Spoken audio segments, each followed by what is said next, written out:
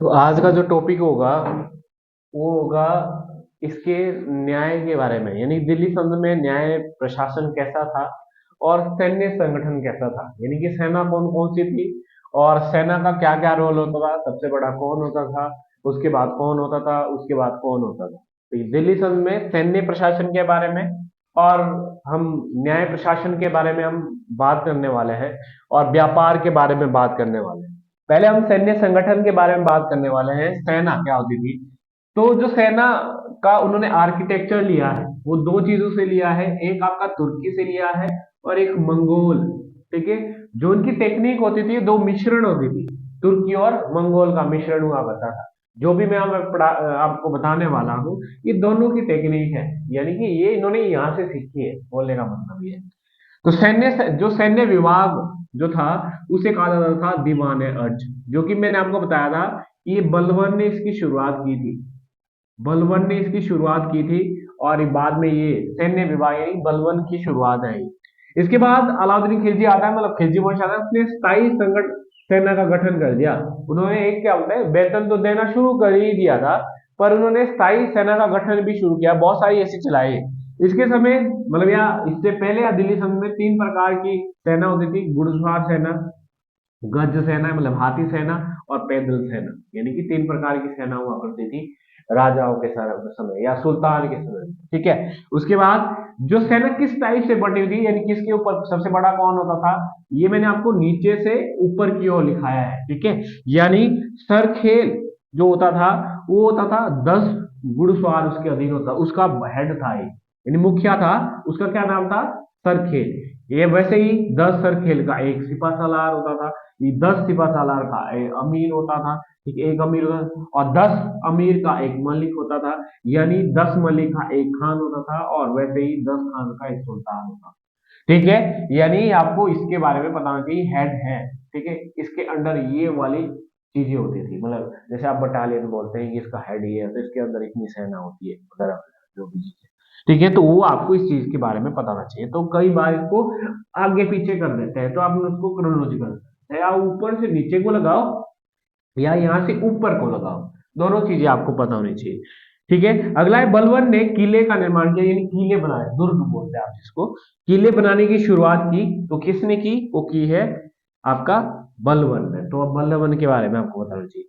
अलाउद्दीन खिलजी ने दाग और हुलिया प्रथा, यानी कि दाग हुलिया का मतलब है उन्होंने सेना के ऊपर स्टैंप लगाना शुरू कर दिया, जिससे ये पता चला कि मेरा घोड़ा है, चिन्ह लगाना शुरू कर दिया था। दाग मतलब स्टैंप लगाना शुरू कर दिया, जिससे उसको ये पता चला कि ये घोड़े मेरे हैं। ठीक है, ये सारी चीजें उसने, ये अलाउद्दीन खिलजी ने शुरुआत की थी दाग साहुलिया प्रथा।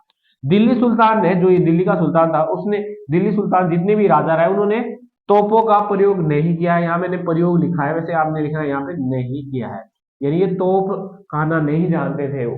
ठीक है, तो खाना नहीं जानते हैं, तो वो आपको इस चीज के बारे में बता। इसके अलावा चरख और मंजानी, ये दो टर्में हैं, ये यूज की गई है पत्थर फेंकने की टेक्निक। जैसे आप बोलते हैं ना कि कुछ चीज जो युद्ध में यूज किया जाता होगा, जैसे बारूद यूज करते हैं हम आज के टाइम में, मतलब मशीन एक तरफ से, तो उस शब्द को बोला गया है मंजनीक और चरख, यानी पत्थर फेंकने की टेक्निक युद्ध में विरोधियों पर, वो सारी चीजें उसको पता। ठीक है, तो ये सेना के बारे में आपको पता होना चाहिए कि कौन कौन सी सेना थी, क्या क्या चीजें हैं, ये सारी छोटी छोटी चीजें आपको पता होनी चाहिए। इसके अलावा न्याय व्यवस्था, न्याय व्यवस्था की जैसे कि मैंने आपको अधिकारी पहले भी लिखाया था, जो न्याय अधिकारी होता है जिसको आप न्यायाधीश बोलते हो, वो क्या होता था, काजी उल कुजार उसको बोलते हैं, यानी कि न्यायाधीश को बोलते हैं, न्याय अधिकारी को बोलते हैं, जो सबसे बड़ा होता है। ठीक है, जो हम जैसे आज हम प्रेजेंट टाइम में मुख्य न्यायाधीश बोलते हैं।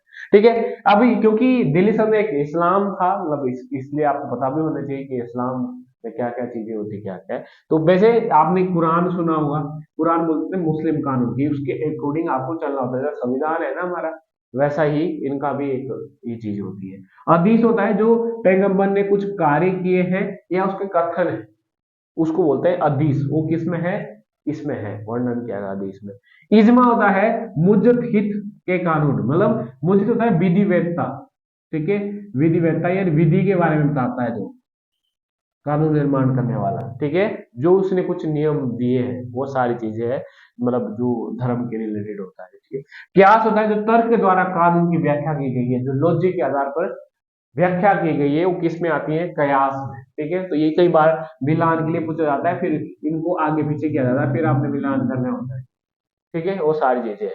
तो ये अब थोड़ी न्याय व्यवस्था के बारे में आपको बता देते हैं।